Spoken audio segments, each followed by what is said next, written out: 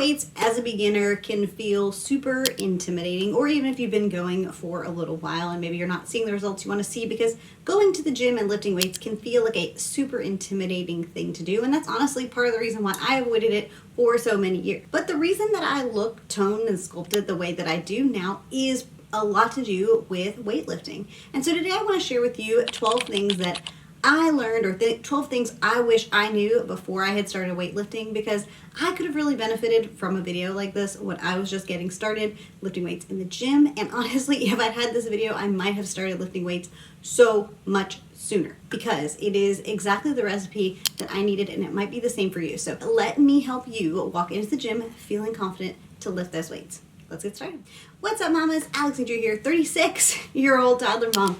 And I'm also a licensed therapist for over 10 years, as well as a self-professed gym rat. And after losing over 40 pounds naturally and in a healthy way, I feel like I finally cracked the code on weight loss and healthy living. And I use my therapy background as well as my personal experience to help other women to achieve their goals. And I think for me, one of the biggest reasons that I struggled in starting to strength train or lifting weights is because I felt so intimidated by it. I think that's true for a lot of women. You see these like bodybuilder women who are in super great shape and like heavily muscled, and then you see men in the gym lifting weights, and I didn't fall in either one of those camps, and I think a lot of women can relate to that. And so because of it, I just avoided it, and I was like, well, I can't figure out what I'm doing, this is complicated, and probably a little pride too, because I didn't want to ask for help. And thankfully now we have a lot of resources that's both good and bad simultaneously, because some of it's garbage. But the reason I look the way that I do now is because of strength training with the combination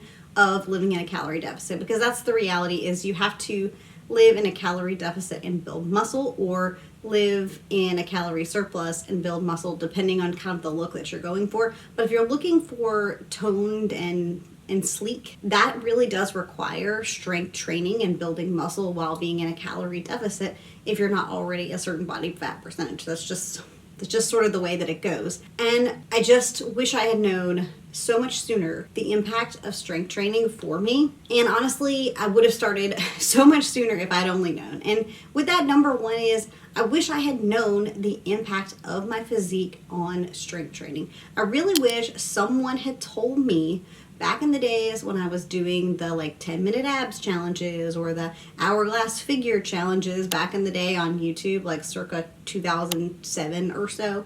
I really wish someone had handed me a pair of dumbbells or told me to pick up a pair of dumbbells. Be like, Alexandria, girl, lift some weights, build some muscle. I promise you'll thank me, because I would have thanked them. Because strength training and building muscle is actually the key to getting that toned and sculpted physique that you really want to get. And I think a lot of times we can get intimidated because we do see these bodybuilder women and they look, you know, big and bulky and stuff like that. But if you were a woman and you were thinking, I'm going to look like that, the chances are, unless you're actively trying to look like that, you probably aren't going to look like that, because those women work extremely, extremely hard to build the physiques and look the way that they do. And also, I think, you know, depending on the case, maybe some of them may also be using like steroids and stuff like that too. So, you know, that is a very specific look. And just because you're lifting weights does not mean that you're going to end up bulky. You actually are going to tone and lean out, especially if you're living in a calorie deficit, to lose weight as well. And so you can actually see the progress of the muscles that you're building underneath.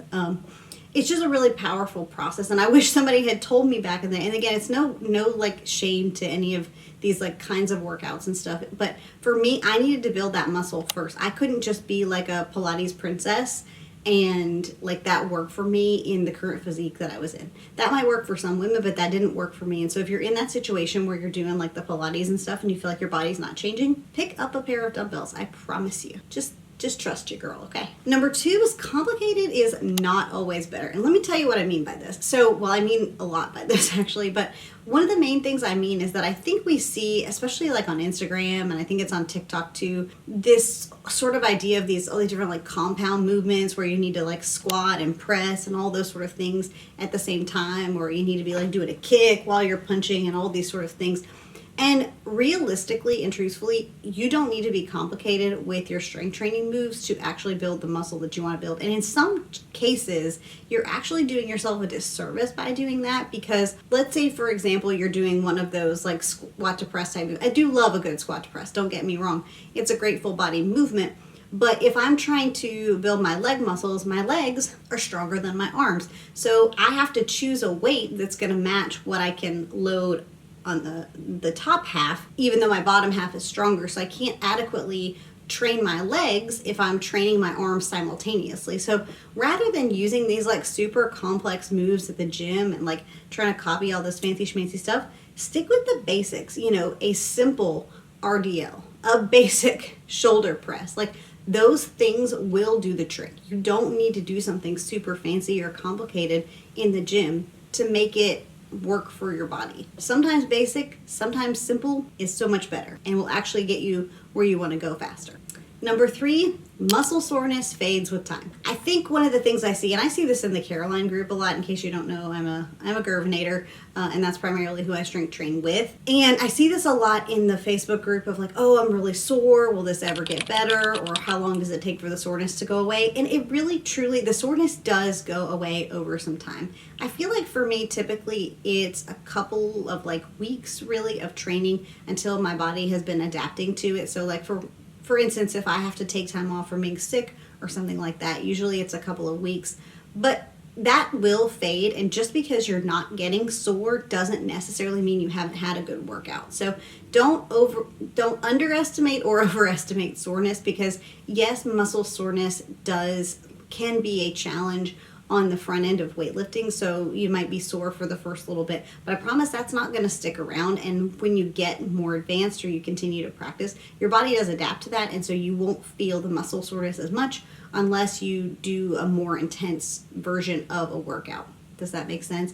And so I think for a lot of people, they're like, oh, I'm too sore, I'm too tired, like it's always going to be like this. It's not, I promise. It's not always going to be like that. So keep pushing, keep going, use your massage gun, take some baths in the meantime, and it will get better. Hey guys, listen, if you are loving this video and finding it useful or helpful, could you do me a huge favor and give this video a thumbs up?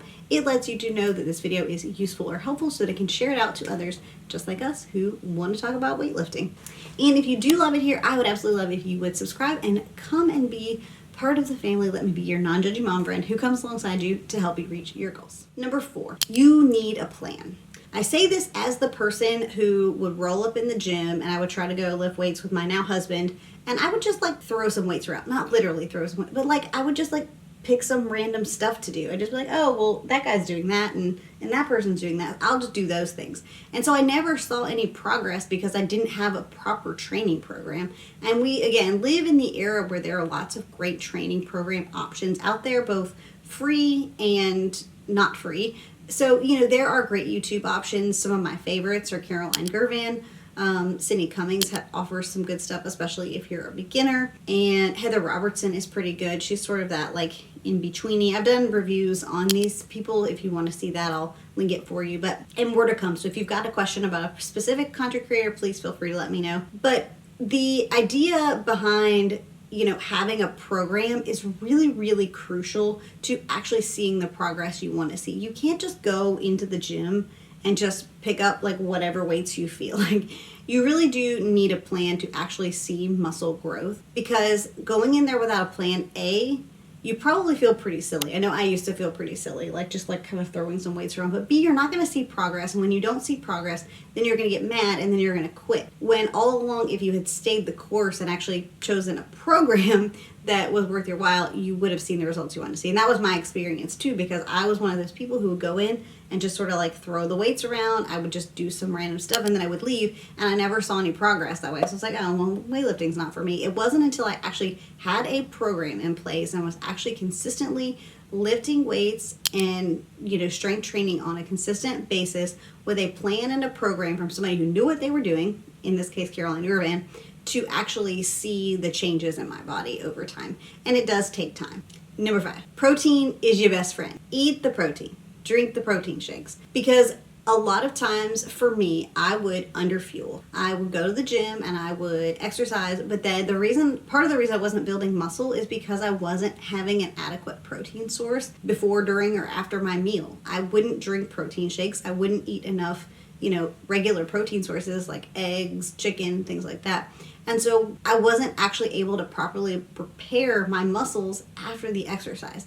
Protein is also your best friend when you are trying to stay full in a calorie deficit. If you're not new around here, you've heard me say all of these things before, so I do apologize. But if you haven't heard this before, protein is your best friend. Now, protein, she's having a moment right now, and I love that for her.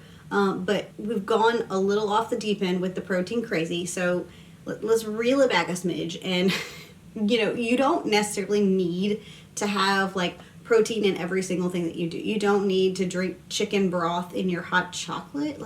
What are we doing? What are we doing? Okay, sorry. But I love that protein is having a moment, but protein doesn't need to go in every single thing. There are plenty of natural protein sources. And sure, if you feel like you need to supplement some protein, drink a protein shake. I drink a protein shake after every single workout. It's just what I do. It's part of my process. It helps me to get to my 100 grams of protein goal per day. And that's just based on my personal needs. But protein will be your best friend if you're trying to live in a deficit to build those muscles, but it also helps your muscles to properly repair after a workout, which is super important. So don't underfuel. Number 6, genetics plays a much bigger role than you think in how people look. And I say this to you for a couple of reasons, because I think we do this thing, or at least I did this thing, where I would look up to certain creators, maybe it would be on YouTube or Instagram, and things like that, and I would want their body. But it really is important to remember that not all, but some of the pieces of this puzzle are strictly genetic. For example, abs. Abs is a great example of a genetic thing. Whether or not you have abs is largely related to your genetics. You can eat certain foods all day long. You can be a certain have a certain amount of muscle mass, and you can still not have abs. And also, just because someone has abs doesn't mean that they're in good shape. Does that make sense? I know it's very weird, but there is a genetic component to this. So don't just look at somebody and say, hey, I want their physique, so I need to do exactly what they're doing, because that may not necessarily be the case. And your genetics are going to determine a lot of what's going to happen for your body. For example, all right, take a look at my arms, for example. Part of the reason my arms are as toned as they are, yes, I do work them out, but part of the reason my arms are toned is because I have short arms. My muscles don't have to be as large to look as toned as someone who's, let's say, 5'9". Because I don't make 5 feet tall. So someone who is 5'9" may have to work a little harder to build more muscle and look this way because their arms are longer. Does that make sense? So I say that really just to encourage you of yes, it's great to have role models or people that you look up to, but just remember your body is not necessarily going to look just like everybody else's, because there are certain pieces of genetics that you can't do nothing about. So keep that in mind as you're watching whoever it is that you're watching. There are hundreds of thousands of fitness creators. But just because you do exactly their workout does not mean you're going to look exactly like them. We didn't even talk about things they're doing or using or any potential, Photoshop or anything. We didn't even talk about that crap. But that could also potentially be a thing too. So I can tell you, some of these glute pictures I see, those are BBLs. They gotta be. Either that or they faking the funk with Photoshop. They gotta be. They gotta be. Okay, moving on. Number 7, all you actually need are 2 pairs of dumbbells. To get started with weightlifting, really and truthfully, in my opinion, you need 2 pairs of dumbbells. A pair of lighter dumbbells for your upper body and a pair of heavier dumbbells for your lower body. As I said, the muscles in your legs are bigger than the muscles in your arms, and it also takes longer to move up in arm workouts than it does in leg workouts. You might be able to double or triple your weight in your leg workouts much faster than you will in arm workout, because your arms just take more time to build and to get stronger. And you also have to be a little more careful, with shoulder area and stuff like that, so you don't injure your neck and things like that. So if you have, or you can get access to a larger and a smaller pair of dumbbells, that really is all you need to get started, because you can use those 2 pairs of dumbbells for a while, and then once you've done that, you can change the way that you train and modify your training style to get more reps in, to be able to continue to build those muscles with smaller weights, or even use the little like armband weights to go up in incremental times. So you really don't need a bunch of like expensive equipment. You don't need expensive gym memberships. If you can get 2 pairs of dumbbells, a lighter pair and a heavier pair to get you started, that will take you so far, probably like at least several months, if not more than that, just from having those 2 pairs of dumbbells. So promise, don't overcomplicate it. Don't let people talk you into a bunch of crap you don't need, please. Thank you. Thank you for coming to my TED Talk. No, I'm just kidding. Video's not over yet. Number 8, the importance of progressive overload. Goodness gracious, why did I not know about progressive overload? I wish somebody had told me this sooner. I wish I had learned about this sooner, and I'm so glad I know now. But in case you don't know what progressive overload is, so progressive overload is the idea of gradually increasing the stress placed on the body during exercise to stimulate muscle growth, strength, endurance. And this can be done by increasing the weights, it can be done by increasing the number of sets, or it can be done by decreasing the time in between rest or increasing time under tension. So that would be more reps, Alexandria. Sorry. So all of these things can help to stimulate muscle growth, because what needs to happen is we need to give our body the signal that it needs to build more muscle. And the only way you do that is through progressive overload and helping to get your muscles at least close to failure. From the research that I've been reading and hearing, people like Huberman Labs or Lane Norton talk about, is it seems like that like 2 to 3 reps shy of failure is really where you want to make sure that you're getting to adequately build your muscle and tear them down so they'll repair properly to build the muscle. But again, this is just one of those concepts that I didn't have an understanding of, and so you want to be thinking about that when you're looking into these programs of, are they helping you to progressively overload? And you don't necessarily, you could theoretically, I guess, create your own program if you felt confident doing that. But imagine if you're watching this video, you don't feel confident doing that. Like, I personally feel like I'm now having, 4-ish years of weight training under my belt. I feel like I could create my own program now if I really wanted to. I just prefer to work out with Caroline Gervan because I know that she's going to get me to the training place that I want to be because I've seen good results with her programs. But you have that choice. Just keep in mind when you're looking through the lens of picking out a program is this person pushing me close to failure? And if the answer is no, then the program's probably not for you because it's probably not going to get you the results you want to see. Again, just like we talked about number, I don't even know what number, just because they look a certain way doesn't mean their program got them that way.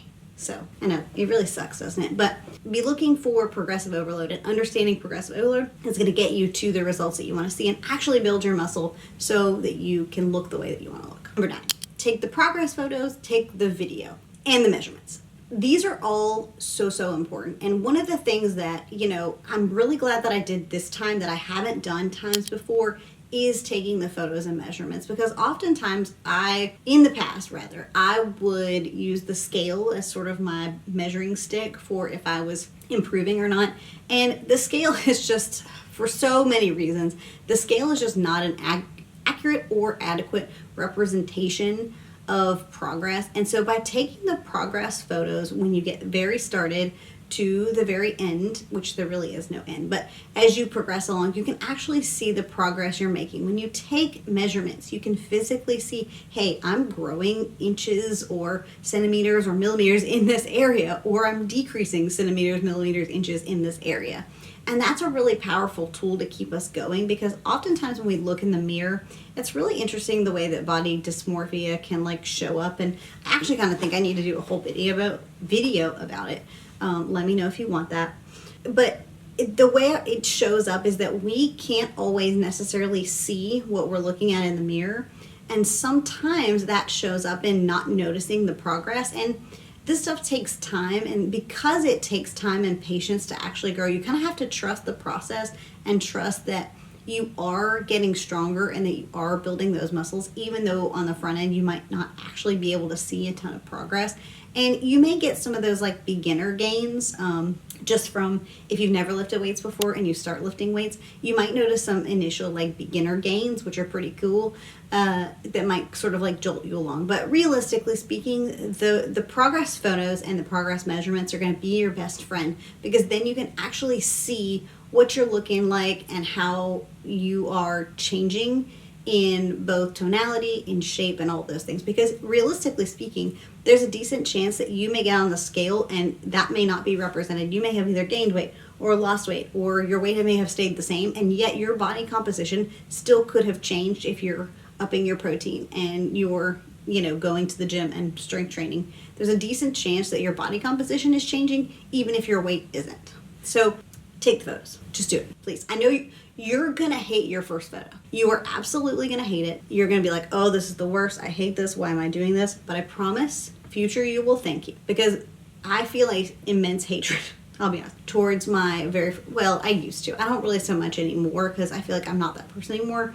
But I used to really hate my first photo because I felt guilty. I felt ashamed. I was like, how did I get here? But I needed to see her to see how far I've come. So just trust me. Just trust me. I know I'm telling you to do that a lot today, but I promise it's for your good. Number 10, practice form first. Practice doing some of the exercises that you want to do. And regardless of who you choose for a program, make sure that you have an understanding, whether that be through a personal trainer or by watching videos from certified folks, of what your body is supposed to be doing and practicing those moves in front of a mirror before you incorporate them into your workout. Mostly just to prevent injury, especially if you're new to the game. You need to make sure that you're lifting properly so that you don't hurt yourself. So practice first. It may feel a little silly to do, but it's a great idea, especially if you're with somebody who already knows how to lift, and especially certain types of movements. Like if you're doing something like a deadlift or something like that, always ask somebody first or have someone check your form first, because that is a great way to injure yourself, and we don't want that for you. I don't want that for you. I don't want that for me. So while lifting weights is a great way to build your physique, and it is something I'm encouraging you to do, I also want you to do it smartly and just make sure that you're adequately understanding where your body positioning is supposed to be and practicing in a mirror first so that you can actually see what your body is doing. And that might mean lifting slightly lighter on the front end than maybe you can handle to make sure that you're using accurate and adequate form. Because at the end of the day, and I have another one for this. I have this as number, what number do I have this as? No, I don't. Okay, I changed my mind. I guess I wanted to put it in here. Quality over quantity. You want quality reps more than you want quantity reps, because that's what's going to build your muscle. If you're dragging your back like this and you're lifting all silly, you're not going to build the muscles you want to build anyway. So practice proper form and quality reps over a quantity of reps. Number 11, I feel like I preach this a lot, and I'm really sorry, but it needs to be said again. So I'm going to say it again a little louder for the people in the back. You are not going to always be motivated to work out, even if you love the program that you're doing. Even if you absolutely freaking love the program that you're doing, every day you are not going to feel like going to the gym. Now, granted, I'm not saying you should go to the gym every day, but my point is that you are not always going to feel like working out, even if you love the program that you're doing. So don't allow yourself to get unmotivated or use motivation as the tool that you're going to use in order to strength train. It's going to require discipline, and it's going to require building those habits. I talked all about habits related to exercise. I'm planning another video here pretty soon. It's actually the video I planned to film today, but I decided I want to talk about this instead. I was just in the mood to talk about this. I wasn't in the mood to talk about that. But the short version is that building the habits first and increasing your window over a period of time so that you have less resistance to the process is a great way to get started on strength training. That way you've already built the habit and it becomes more automated. And that, honestly, it just does take time and practice. But just know that just because you love a program does not always mean you're going to be motivated. But if you can stick to the plan, for me, that was one of the things, and I know I'm a weirdo, so this may not fit for everybody. For me, having a program was oh, okay, well, I'm on day whatever. I need to go do this workout because I don't want to get behind on my program. And maybe that's just weird, and maybe I'm weird, which is also fine. But for me, that really helped me. And that's part, I think, what helped in having the program is okay, so today's leg day, tomorrow is arm day. And so if, it got to be, glute day, and I'm I really don't want to lift today. I don't want to do it, but I don't want to get behind on my program, right? I don't want to get behind on my program. And for me, that was a propel me forward thing. That may just be a me thing. I don't know. Let me know. Is that just me? Am I weird? I mean, I am, but anyway, let's not open up a can of worms. All right. And number 12, which of course relates to number 11, is find a program you love. Find a program that you love. And again, be looking through the lens of progressive overload. Like, how is this program getting you to progressive overload so you can actually see the results that you want to see? But there are lots of different training programs and options out there. So find something you love. Do the things that you love. Do the things that you're passionate about. You know, if you really want to look like a Kardashian and you want to grow your glutes, there are great programs out there to do that. If you're more focused on like a holistic approach, you want to work your whole body. If you really like working and training your leg, you know what I mean? Like, I mean, realistically, you should train your whole body. Don't just like pick a body part. But my point is that find a program that you love so that you can make this part of your whole lifestyle. And it really will, with time, become something that you love and enjoy and gives you like almost a sense of like peace and power. Like, I feel so confident and so powerful, and I think some of the reason for that is because I strength train. Like, it just makes me feel like a baddie, you know? Is that weird? Probably. But, so, I hope you loved this video and found it helpful, and if you did, please make sure that you subscribe if you haven't done so already. Thank you so much for doing that, and I will catch you next time. Bye, friends.